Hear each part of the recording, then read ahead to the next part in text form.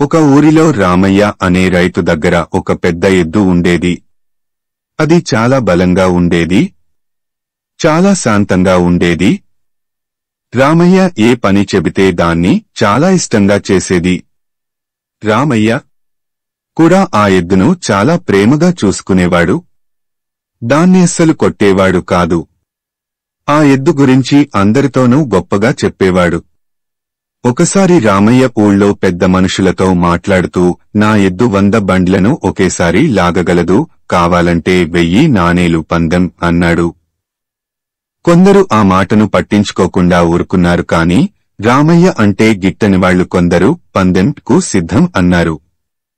పందెం రోజు రానే వచ్చింది. ఊళ్ళో వాళ్లు 100 బండ్లను వరుసగా ఒకదాని వెనుక ఒకటి కట్టి ఉంచారు. రామయ్య ఎద్దును తెచ్చి మొదటి బండికి కట్టాడు. ఎద్దుకు ఇదంతా కొత్తగా ఉంది. అయినా యజమాని తెచ్చి నిలబెట్టాడు గనక అట్లా ఊరికే నిలబడిందది. అందరూ లాగు అన్నారు. కాని ఎద్దు మాత్రం కదల్లేదు. రామయ్య మాట కోసం ఎదురు చూస్తూ నిలబడి ఉన్నది. రామయ్య తల తీసేసినట్లయింది. ఎద్దు బళ్లను ఎందుకు లాగట్లేదు అని చికాకు మొదలైంది. తను దానికి లాగమని చెప్పనేలేదు అని అతనికి గుర్తుకే రాలేదు. పైపెచ్చు అది నా పరువు తీస్తోంది అని చటుక్కున కోపం వచ్చేసింది. బండెడు తిండి తినేది ఎందుకు, ఈ మాత్రం లాగలేవా అని తిడుతూ అందరూ లాగానే తను దాన్ని మొరటుగా చర్నాకోలతో కొట్టాడు. రామయ్య అంతకు ముందు ఎన్నడూ దానితో కోపంగా మాట్లాడలేదు. ఏనాడూ దాన్ని తిట్టలేదు, ఒక్క దెబ్బ కూడా వేయలేదు. మరి ఇప్పుడు అతను అంత కోపంగా అరవటం, పైపెచ్చు చర్నాకోలతో కొట్టటం ఎద్దుకు ఏమాత్రం నచ్చలేదు.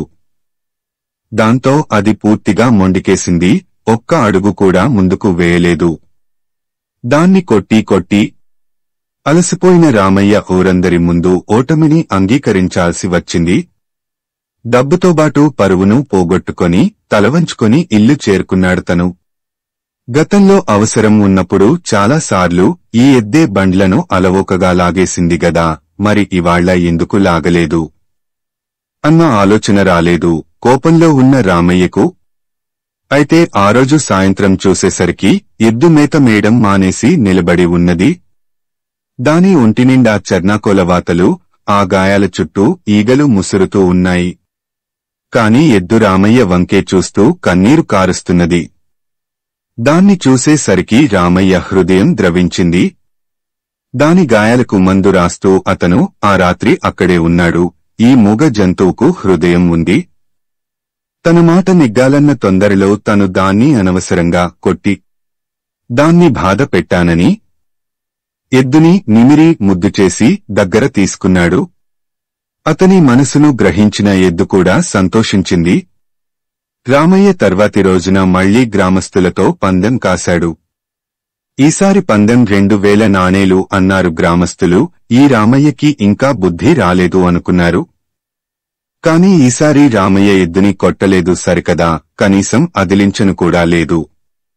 లాగమని సైగా చేసేసరికి ఎద్దు 100 బండ్లను లాక్కొని ముందుకు ఉరికింది. రామయ్య పందెం నెగ్గటమే కాదు, జీవితాంతం ఉపకరించే పాఠం ఒకటి నేర్చుకున్నాడు. ఎంత తొందర, ఎంత చికాకు ఉన్నా సరే మనసుల్ని మటుకు గాయపరచకూడదు అని.